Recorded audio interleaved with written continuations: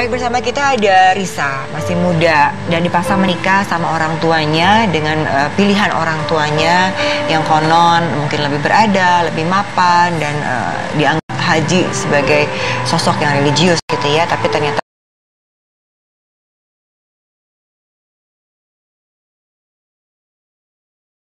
harus kamu nikah sama dia. Apa kamu dulu waktu itu punya pacar yang tidak disetujui sama orang tua atau bagaimana? Ya, karena saya pacaran 7 tahun beda agama. Jadi orang tua nggak setuju. Jadi mungkin inilah jalannya daripada saya terus menghabiskan waktu dengan orang yang salah. Menurut orang tua ya. Menurut orang tua. Jadi orang tua mengambil jalan pintas seperti itu. Oh iya, mungkin dipikirnya ini daripada anak saya pacaran sama beda agama 7 tahun nggak beres-beres, nikah enggak mendingan ini ada haji, ada materi aman, ini aja nikahnya gitu ya. Sekarang setelah kejadian itu tadi kan baru cerita sampai akhirnya setelah menikah 3 bulan pertama masih kena haid, terus dia bilang tidak ada gunanya karena nggak bisa ngasih keturunan, dan dia ternyata sudah menikah dengan 4 istri sebelumnya, kamu istri yang kelima, dan terus akhirnya kamu harus mengurus bapak mertua. Kemudian apa lagi yang terjadi? Pas saya hamil 5 bulan baru ketahuan proyeknya ketipu. Jadi uang pribadi otomatis nutupin minus-minus.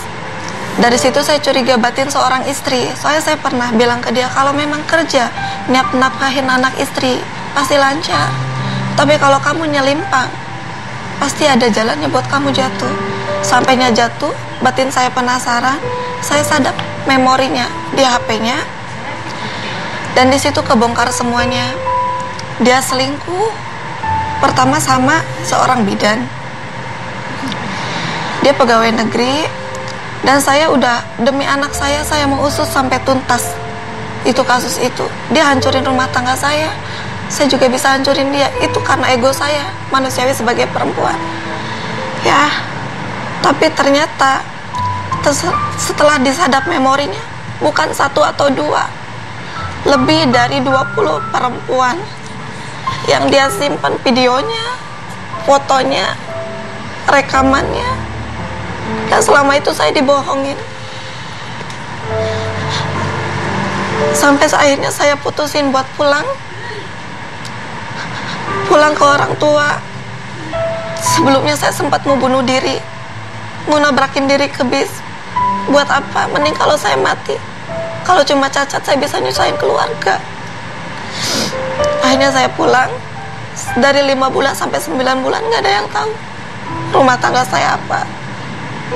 Saya cuma berpikir siapa tahu dia berubah. Saya pengen ada anak, ada bapaknya. Saya nggak mau jadi janda. Saya takut sendirian. Saya takut ngelahirin sendirian. Saya orangnya tertutup, nggak bisa cerita ke semua orang. Pada saat lahiran akhirnya datang? Pada detik-detik lahiran, seminggu sebelumnya, perkiraan dokter sekian, saya SMS dia. Saya minta doanya, bagaimanapun juga kamu bapak dari anak saya. Saya minta doanya semudah-mudahan saya lahiran lancar. Tapi jawaban dia salah. Dijawab apa? Gue gak mau doain lu. Lu tuh gak ada doa dari suami, gak akan selamat. Anak bakal cacat, sama seperti kaki lu.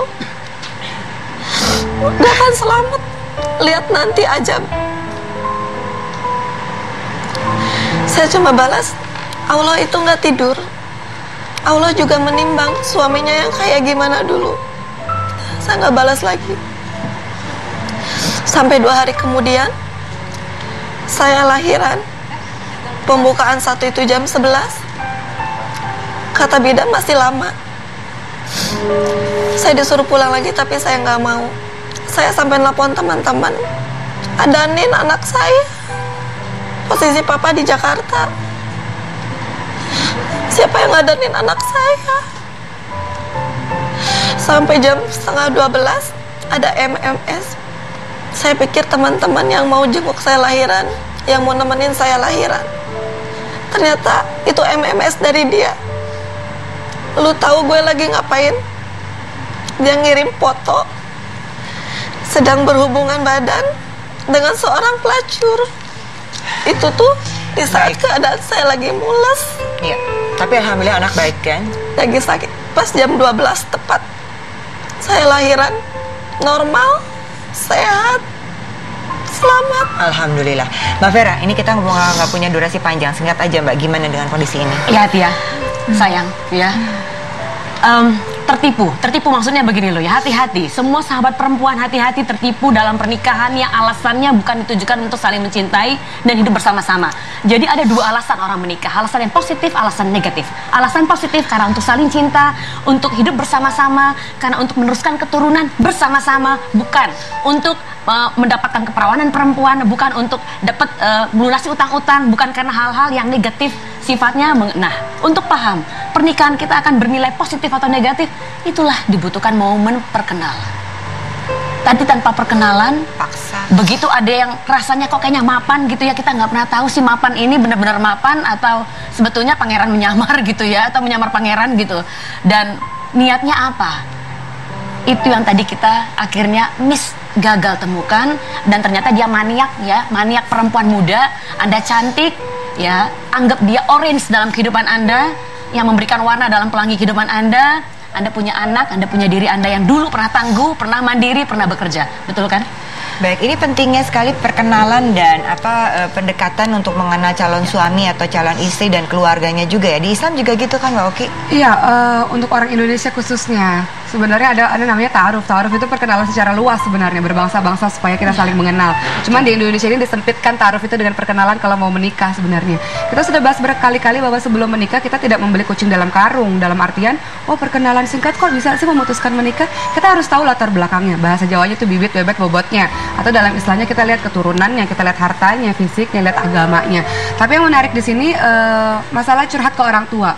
Ketika bertengkar dengan suami atau dengan istri, memang sebaiknya tidak curhat ke orang tua, karena ketika orang tua masih marah, kita udah punya anak lagi gitu misalnya gitu. Jadi kitanya udah baik-baik aja sama suami, orang tuanya yang masih kesel gitu kan.